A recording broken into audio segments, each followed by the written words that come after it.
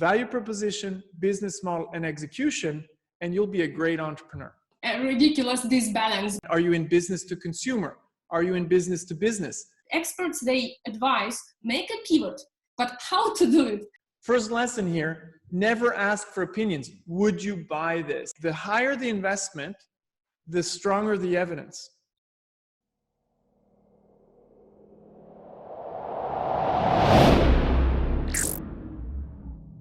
I also would like today to come back to your amazing drawings and the idea of testing business ideas and hypotheses.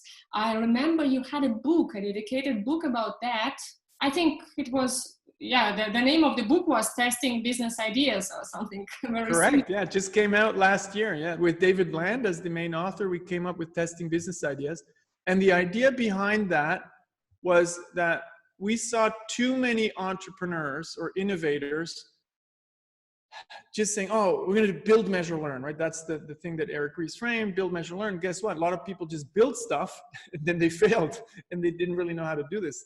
Actually, the process is a bit more sophisticated. So we wanted to build on the great work from Steve Blank and Eric Ries, but then help improve that, professionalize it, right? So with Testing Business Ideas, we came up with this idea of a library where here in this part, we did show this process, how do you better hypothesize, but then most important, we built a library here of experiments.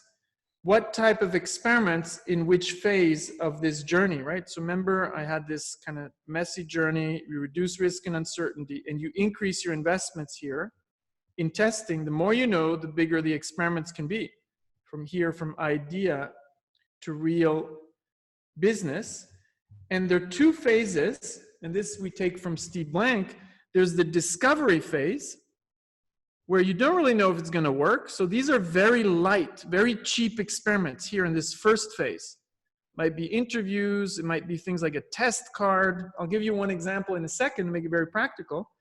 And then later on here, let me just take this one away. This one was not really necessary.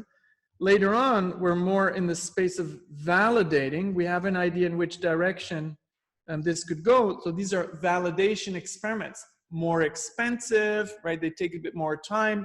You do these later on. So let me zoom into one in discovery, just to give you an example of how we could be more sophisticated. So first thing here, let me draw, okay? Say, okay, first thing, I'm going to talk to customers. Okay, great. I'm going to ask questions. First lesson here, never ask for opinions. Would you buy this? You know, do you like this? You don't care because that's opinion and people never do what they say. What you want to ask is, when's the last time you bought a similar product? Tell me about a day in your life so I can better understand. Those are facts, okay? So you already, with interviews here, interviews, you can do a better job. Only go for facts, okay? Facts. And the second one is, don't start with your solution in mind. Oh, you know, would you buy this phone? No, ask. Tell me about the challenges you face when you want to communicate while you're driving, while you're in the office, etc. Right? So you talk first about the customer jobs, pains, and gains, only afterwards about the solution. But that's not what I want to talk about in the experiments. So in interviews, maybe start with a very, rough, open-ended interview, but then you want to get more sophisticated. I'll give you an example of a more sophisticated interview. This is a thing called Speedboat. It's a little game you can play with your interviewee. This was actually invented by a guy called Luke Hohmann, who wrote a book called Innovation Games. And he says, well, what if you gave customers or potential customers, you draw a speedboat on the wall. Okay, this is a boat. Here my drawings get a little bit bad. Doesn't matter. It's a speedboat. And you say, okay, this is your job to be done, a certain task they need to perform. For example, if you take me writing books, okay, that's a task I perform. Now you ask, what are the biggest pains that are holding you back from writing a book, right? From performing this task? These are your anchors, okay? So here, maybe I don't have time. That's a big anchor. Oh, I'm doing webinars, right? or podcasts. Okay, that's an anchor. And then you kind of just take these, you sketch them out as sticky notes, and the deeper the sticky note, the bigger the pain. So the difference with the interview here is that now I have sticky notes for every pain, and I can visually see the bigger pains are lower down. And if I put up a new pain, I'll say, oh, maybe, oh, you know, actually the webinars are not so much a problem. It's I have to manage a company. So you will start to really get a deep understanding of the biggest pains and those that are not so bad, right? So you start to prioritize jobs, pains, and gains. Why is this important? Why am I telling you this? Because if you want a deep customer understanding, it's not going to be enough just to talk to people. You want to do these kind of things like a speedboat exercise to understand their priorities, right? Another one that I like a lot is called card sort. So what you do is you take the jobs, pains, and gains of your customers or the features of your solution, depending on how far you are, and you make, you know, little cards with the visuals of, you know, whatever it is. Okay, you have a drawing here that represents a feature. You have a drawing here that represents a feature, a drawing here. And then you ask the customer here to prioritize, to force rank. And they put their most important on top and their least important on the bottom. If you do this with 100 customers, you're going to start to see patterns, right? So it's those kind of sophisticated things, simple things, but more sophisticated than just interviewing that we need to do to become professional entrepreneurs. And that was just in the space of interviews. So in our book, we actually wrote about 44 experiments, some, you know, more sophisticated later on in the process, like the Wizard of Oz, right? How do I do something when I can't build a product because it's going to cost millions of dollars? But what if I could simulate so the customer thinks this is a real product, right? But behind the curtain, like in the Wizard of Oz, I manually create the product, which is not sustainable. I can't grow it, but the customer gets the real feel. So that's what we put into testing business ideas, 44 different experiments, so you can become a professional entrepreneur testing your ideas, a professional innovator testing your ideas. Again, it's all about becoming more professional than what we used to do maybe 5 or 10 years ago. This is becoming a real profession. Maybe we could say almost boring. It's like accounting now because it's becoming a profession. It's not the Wild West anymore. It's not enough to say, oh, I'm a hungry entrepreneur, I'm going to do stuff. No, you have to actually learn it, and we need teachers who can teach this well. Alexander, thank you. Again, this is essentially important what you just described. And what I've observed so far, it is one of the most common mistakes in tech entrepreneurs and startup entrepreneurs when they believe in their product, that they have the gut feeling that it is needed to some people in their network or to themselves, and they start from scratch building the product, spending maybe their money if it doesn't cost $1 million, but they don't think, or they just ask a few people in their network, would you like to buy it? Exactly what you recommended not to do, and getting positive replies from their friends and family. Of course, they do it full speed and then find out after fortune spent on this, and after a lot of time find out that actually mass audience simply does not need it, or it is nice to have but not essential product or not essential problem in their customers. So guys, those of you who are watching this video, I highly recommend you to go to Alexander's website, to download this book or to purchase it on Amazon. If there is an Amazon, we will put the link under this interview so that you can go straight and take it. During quarantine, it is the best way to start upgrading your skills and not using short substitutions and reviews about what is business modeling and how to do it, but go to the original and read this attentively and experiment. Alexander, by the way, about the monetization experiments, you also have it in your book? Oh, for sure. Yeah, for sure. And you know, there's not one type of experiment for monetization, right? So it depends on what industry you're in. Are you in business to consumer? Are you in business to business? I work a lot with pharmaceutical companies or medical companies, you know, med tech, And you have to be careful because some experiments you'll have to go to jail, right? Because you'll get locked up because you have to follow the law. So I'll give you a silly example, and this actually comes from Eric Ries's book, where if you're selling, let's say, medical software to a hospital, and you want to test pricing, well, what could you do? You can't do a landing page, put up a landing page, and that stuff doesn't work. That works for consumers. But what you could do is you could take a letter of recommendation that you give to the surgeons and say, okay, here's a letter of recommendation that you will give to your hospital administrator, the person who has the budgets, and you will recommend this software for purchase if we actually start building it. So this is not a legally binding document, but here's why it's so valuable and really strong evidence. Because if the surgeon puts his or her name on this paper and we give it to the hospital administrator, guess what? The surgeon has skin in the game. What is the investment here made? He or she is jeopardizing her reputation with the person who manages the budget in the hospital. So this is a very valuable thing. Not legally binding. It's not a simulated sales, but it's a very, very strong piece of evidence that if a surgeon signs this, that he or she really believes in this software and they will do everything possible to get the hospital to buy it. So you actually have to be very creative in the way you design your experiments. So again, there's no one size fits all. You have to be very creative. And that's in the, with the 44 experiments, we tried to show a whole library so you can pick the one that fits best for the situation you're in, for the goal you have, and for the context you're in, for the industry or country even. Some countries you can do some things, in others you can't, right? So you might not want to do the same experiments in Japan or in the Netherlands, right?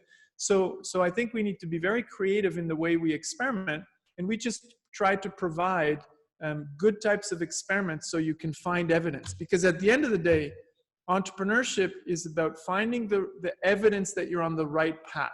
Are you on the right path towards, again, very simple, a value proposition that creates value for your customer, number one, but even more important, a business model that can scale profitably. Those are the two things you need to get right. And then the third thing as an entrepreneur that you need to get right is leadership skills to, gather a team around you, again, smarter than you, hopefully, and to actually execute. So value proposition, business model, and execution, and you'll be a great entrepreneur. Awesome. And speaking about recommendation letter, it is something similar to MOUs in different business models, yes? Exactly. But can you ask for MOU if you don't have even MVP on a very, very early stage? Absolutely. So take this example, I don't have to have the software to ask the surgeon for a signature. But here's the difference, the MOU, I could go first, to the hospital administrators, but they don't really care because they're going to, look at what the surgeon recommends. So I have to go to the surgeon. The surgeon doesn't, sign a letter, a memorandum, but they will sign or not a letter to the hospital administrator. So you really need to understand the investment that people make. The higher the investment, the stronger the evidence. Now, the strongest piece of evidence is a real world situation. It could be purchasing, but I think it's also important to distinguish between 4 types of risks. Desirability, do people want it? Feasibility, can we build it? Viability, can we earn more money from it than we spend? So it's not just about pricing because, I also need to test my costs. And then the last one, we call it adaptability. Is the timing right given the economic environment, the infrastructure, etc.? So these are 4 types of risks. Too many entrepreneurs, unexperienced entrepreneurs, they only test their product. That's one piece of an entire business model. You want to test desirability, feasibility, viability, and adaptability. You can't do everything at once. So you work yourself, again, from this little drawing here, you work yourself down. So first you start with one hypothesis here. Oh, I was right. I go to the next one. Oh, I was wrong. I have to change. I go to the next one, right? So you have to work yourself down one hypothesis after the other to reduce risk. And during that process, you'll be wrong a lot, and that's okay. That's part of the journey. You actually, again, you have to look stupid many times until you look smart. Speaking about countries, you mentioned that in different countries, implementation can be different, but I have another question related to the countries. A lot of startup hubs, or I would say in those market players who managed to successfully create startup infrastructure in some specific place in the world or region or around the corporate structure, they started also an interesting concept of service to provide services for governments and for regions in building the startup infrastructure in their local regions or countries. And I will not name the organizations because I don't know if they want to be published or not. But my question is, I guess that a business model canvas and value proposition canvas and other creations which you've made can be also extrapolated to the regions or countries who want to be more competitive and who want to learn how to integrate this methodology in their development strategies. Do you work or did you think of working in that direction? So absolutely. So, take countries like Singapore. Singapore has a very strong government with actually the smartest people work in government in Singapore. Salaries are high and, smart people attract smart people. So the government in Singapore has a couple of programs that use our tools. And the idea there is that it's not, on the high level, oh, we're building incubators. That means nothing, right? The devil is in the details. Is how does the value proposition really look like? How does the business model really look like, down to the granular level of what are we offering every week, every day, to these entrepreneurs? Which type of entrepreneurs?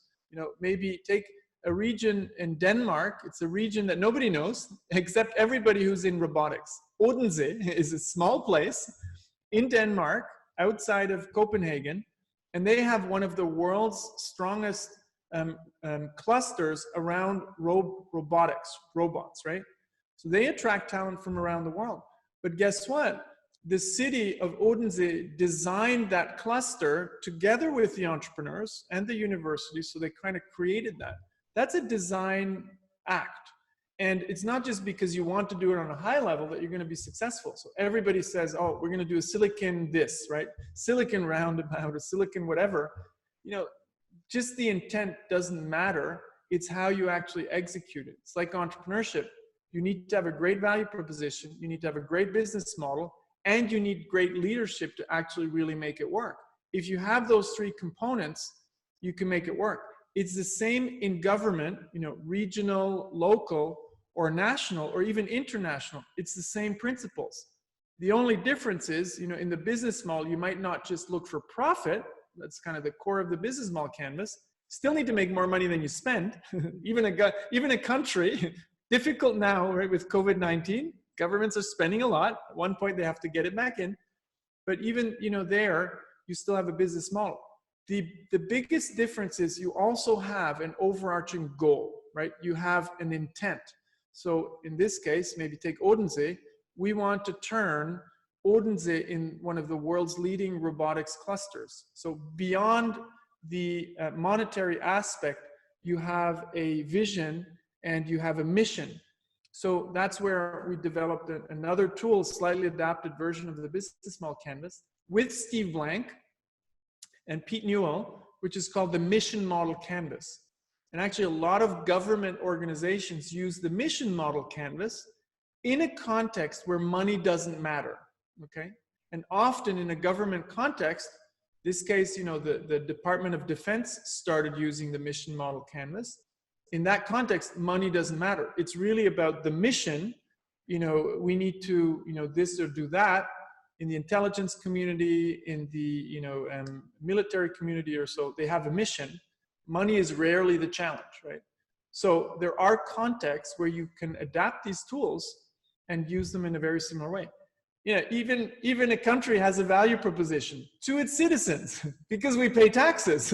And if the value proposition is bad, we're going to leave the country if we can, right? Not everybody has the luxury, of course, to leave the country, but even countries have value propositions to their citizens. Yeah, but by the way, this is a great idea. And a few weeks ago, we had an interview with Tim Draper, very successful and well-known entrepreneur and investor from Silicon Valley. And he pointed out that, on his opinion, very soon, already many countries are competing with each other for brains, for entrepreneurs, for startups, for technological people. But after this pandemic time and after crisis, he believes that the competition will grow significantly, and they will definitely compete all over the world, different countries, just to get talented people to their location. And you know, I'm lucky enough to be born in Switzerland, right? I have no merit of being a Swiss. I just happened to be born here, so I was lucky enough. But you know, really, I'm very fortunate to be here because the government has done a pretty good job when it comes to the pandemic. So, you know, for us, I have a couple of businesses here in Switzerland. We could apply with one form for the COVID-19 credit, and took 24 hours for us to get credit, right? So you get a 10% credit of last year's revenues, and it's fully government backed. They built the program in 2 weeks, and it takes a company, small or big, it takes, you know, one form and 24 hours to get that credit. So it's an incredible, you know, thing that the government has done. And obviously, you know, as an entrepreneur, I will be attracted to countries who have that kind of level of service, who have that kind of level of support. Now, when it comes to entrepreneurship, don't get me wrong, Switzerland does a lot of things wrong, right? But it is a great business environment in general, right? And it shows, you know, what they've done right here. So I think that aspect of countries competing to attract talent, that is just starting. It is a fact already, but I think we're only at the beginning. And it's those countries that will find the right balance. So to be very honest, I love my friends in the US and I love the country, but I would never, ever go there with my family or build a business there right now, because it's just not the right context. It's the you know, if I look at the quality of life in Switzerland, I mean, it's hard to find anywhere on the planet. Again, you know, I don't want to be nationalistic, but it's more like the governments need to do a better job and create better value propositions to their citizens and to their entrepreneurs and to their businesses. Sounds a bit trivial, right? But I don't think countries or governments think in terms of value propositions. They think in terms of politics, of course, but we need to start thinking in terms of value propositions to create better countries, to create better living environments, not just for businesses, but for us as citizens. And I think there's a huge opportunity. You know, I had the opportunity to work with the city of Odense that I mentioned, with the city of Vienna, to do these kind of things, right? So cities are starting to think value propositions. They're starting to do innovation, you know, the way we do it in corporations, because it's actually not very different. It's very similar. It's actually maybe a little bit harder, because in a government, with the government budget, you can't fail. But in innovation, you have to fail. So you need to find the right way to find that balance to do that. So it's fun working with cities and governments. I've always enjoyed it, because, you know, that allows me to have an impact on a country or a city, not just, in quotes, businesses. And do you have already success cases with countries or cities? So personally, you know, I've done only small work with countries and cities. So Vienna was just a start. Odense was just a talk with the mayor and so. But in the government of Canada has used this quite a bit.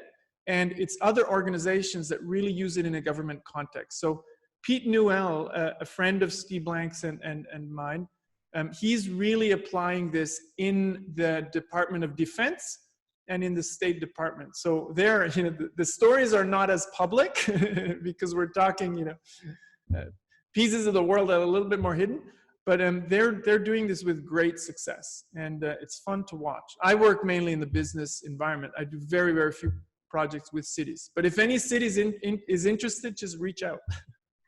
I promise you that I will either take the whole interview or this exactly piece, and I will personally send it to Catalan government because we work quite closely with them from time to time, and I know that they are so passionate about startups to build here the infrastructure, which is really with high value proposition, but of course with limited capacities in some aspects, because not every country is so decentralized as Switzerland. In many other, the thing I would add, sorry to cut you off, but the thing I would add is, so when governments are willing to do this, even with limited budgets, actually it's even more important to use these tools because you won't waste money. The problem is, people think, oh, if I just get the big vision right, the rest is going to be easy. It's actually the other way around. It's extremely easy to get the big vision, there, but then it's in the details. So testing your value propositions to entrepreneurs, to businesses, to the society, testing that constantly until you get it right is very hard. It's actually not expensive. It just requires tools and processes. So that is where I think companies and governments are only learning, and they're only starting to get good at it, because they always have these big government projects, great vision, everything looks great on paper. It's easy to make a beautiful PowerPoint presentation. It's easy to make beautiful spreadsheets. But what you really need to do is admit you have no clue if it's going to work. That's a very hard thing to do. If you have a $100 million project, first thing you say is, I don't know if it's going to work, but that's the attitude you need, because you start small and you only invest $100 million or euro or whatever when you scale. So in innovation, you need to admit, which requires really strong personality, but if you don't, you're going to fail. You need to admit you have no clue if it's going to work, but you have a process to test until you figured the details out and you start to scale the investment. But you don't start with a big investment. So this is a big myth. People think big investment, big return. That works when you are in management. You build a new factory, you've done it 20 times. That's an execution problem. You can put the big bucks to create a big factory. When you're in an innovation project, the worst thing you can do is put big bucks. So Vinod Khosla, famous venture capitalist, former co-founder of Sun Microsystems, he likes to say, if you give a team too much money, you decrease the probability of success. Too much money will decrease the probability of success. Why that?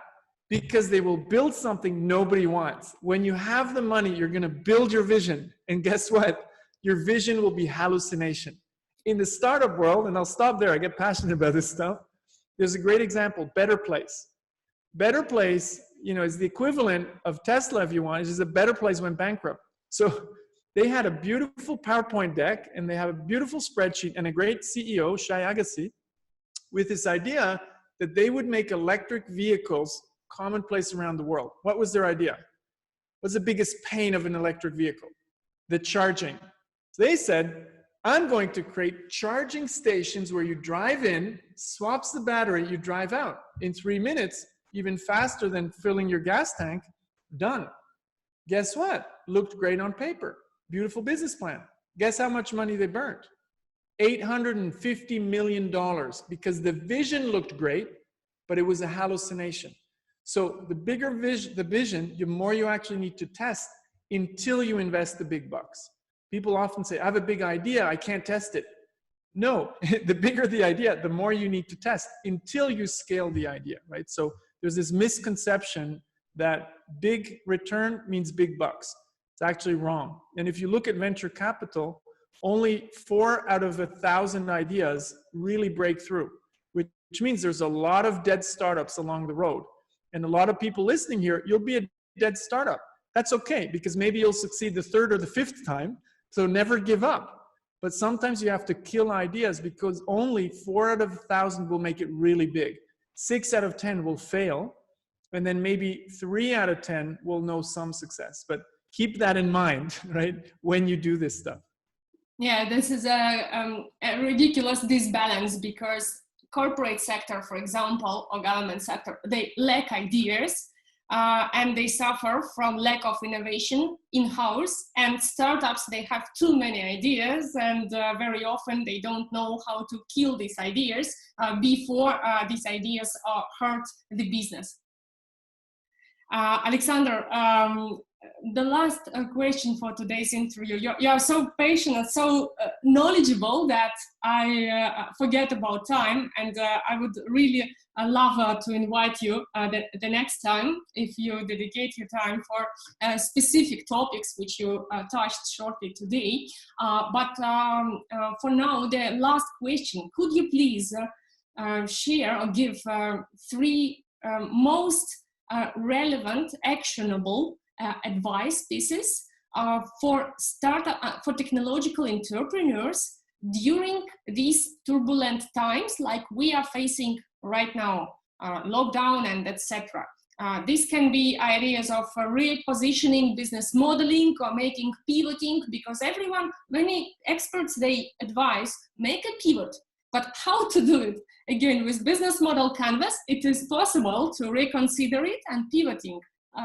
But okay, I'm answering. I want you to answer. Sorry. The first thing I'd say is don't make the mistake of only focusing on technology or product. Right? Think business model, because when you start to deeply understand customer jobs, pains, and gains, and how business models work, that's when you can change. And just, to illustrate this a little bit with an example outside of the crisis, but an interesting one, you can actually succeed with inferior technology. This was not a startup, but similar kind of mindset. Nintendo, with the Nintendo Wii, when they launched it, guess what? They actually didn't have enough money to launch a great technological console, so they launched the Nintendo Wii, was from a technology point of view, inferior to every console out there, okay? Inferior. But here's what they did. They targeted an underserved market of casual gamers. People who didn't care about graphics, people who didn't care about speed of the console. They cared about fun games, so Nintendo offered motion control. You could play tennis like Roger Federer, which was a very basic technology that already existed. It was not sophisticated. So they targeted casual gamers, and they had a lot less technology costs, which means they could make more profit. So think of it, less technology, larger market, more profits. That's how you need to think as an entrepreneur. Technology can be a driver, but it doesn't have to be. That's why I love the Nintendo Wii as an example. Technology is not the key thing. The key thing is two things. Again, I'll repeat myself a bit. You need to find a value proposition that really matters to customers. Sounds trivial, but it's hard to find. The second one is a business model that can scale and that is defensible, a better business model, because protection in the future will come from better business models, not better products or technology. Now, where can you find that? And we did put that into our newest book, The Invincible Company. We have a whole business model pattern library as an inspiration. It's like, software patterns or architecture patterns. We provide you with business model patterns to inspire you. What could work? This could work, maybe that could work. So you need to think beyond technology and product. That's my biggest advice. And then, the second advice is maybe, if you are not running out of money, if you were smart enough to have enough money before this crisis, this is a great opportunity to find great talent. Now is actually the moment to get those great people on the market, so you can surround yourself with people who are smarter and more experienced than you. In a normal environment, those people are hard to get, right? Because you're competing against, I don't know, Netflix, Google, etc. But in an environment like this, there'll be a lot of great talent. So of course, you've got to be careful how you manage the cash, but you also need to be aggressive to acquire the talent if you can, right? So it's a bit of a bad balance, because some people are just trying to stay alive. That would be my second one. And the third one is you have to have the difficult conversations now. So I'd recommend the book by Ben Horowitz, The Hard Thing About Hard Things. So it is a difficult period where not every startup entrepreneur or small or even big companies can keep all of their employees. However, do it with decency. If you have to let go of 30, 50, 80% of your staff, be a good human being and do it with decency, right? Because this people will remember. They will always remember how you treated them in a crisis. Okay? You can do a lot of great things while the world is normal. They will forget, but they will always remember how you treated them during a crisis. So do that right, be a decent human being, and people will remember you, and they will come back when the world is better again, right? So if you have to let go of 80% of your staff, that's okay. You maybe have to do that to survive, but do it in a decent and human way, because people deserve that. So three small tips, right, that you might be able to use. Thank you, Alexander, for these small tips. And I have to say brief words, very short words to those people who are watching us now. Guys, if you watch this video till the end, and if you are so much impressed as I am, please don't hesitate and don't waste time. Just go and download those links and those books which Alexander wrote and which Alexander recommended during these interviews. We will put everything in the description to this video. And please invest in your self-education. There is so much important, useful, valuable information Alexander just shared in this interview. I would say that just this one interview worth many hours of different lections and events which you could attend during normal and safe time. So guys, thank you for watching us today. And Alexander, thanks so much for your time, for your wisdom, and for your expertise, which you shared with us. I wish you great success with your books and with your courses, and I wish you stay safe. Thank you. Thanks for having me. It was great talking to you. Great job. Thanks you. Thank you. Hope you will return back soon. Bye-bye. Take care.